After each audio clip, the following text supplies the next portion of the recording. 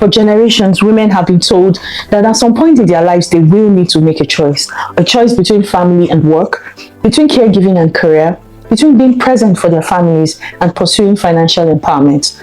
Sometimes this message is subtle, sometimes it is spoken directly, but the assumption behind it remains the same. Women are told they cannot realistically have both. If they choose family, their professional ambitions must slow down. If they pursue career growth aggressively, something else must give. And so the responsibility of managing this tension is placed squarely on women. But there is a deeper question we rarely ask. What if the problem is not women's choices?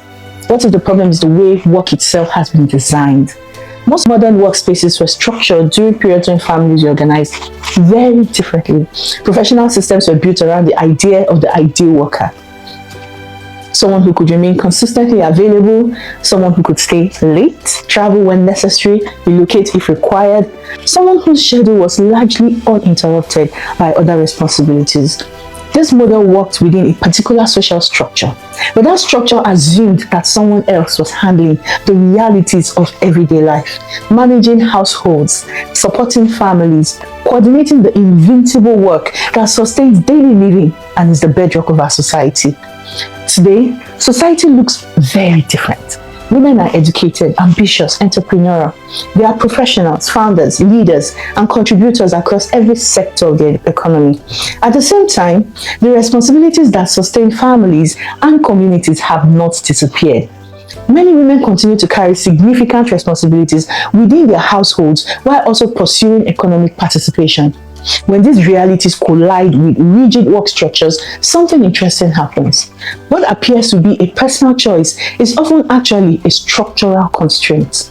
Women appear to be choosing between family and financial empowerment, but in truth, they are navigating systems that make combining the two unnecessarily difficult. Technology, however, has begun to shift this equation. The digital economy has introduced new ways of organizing work. Roles that depend more on expertise and outcomes than on physical presence in a specific location. These changes are not simply conveniences, but they are vital structural shifts. They make it possible to rethink the relationship between caregiving responsibilities and economic participation. A woman who supports a global client remotely while managing her household is not abandoning professional ambition. She is participating in the economy in a way that reflects the reality of her life. A virtual assistant coordinating business operations from her home office is not choosing family over career. She is redefining what professional participation can look like in the modern economy.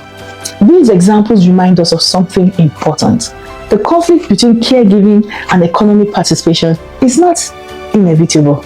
It is often the result of outdated assumptions about where work must happen, when it must happen, and who it was originally designed for.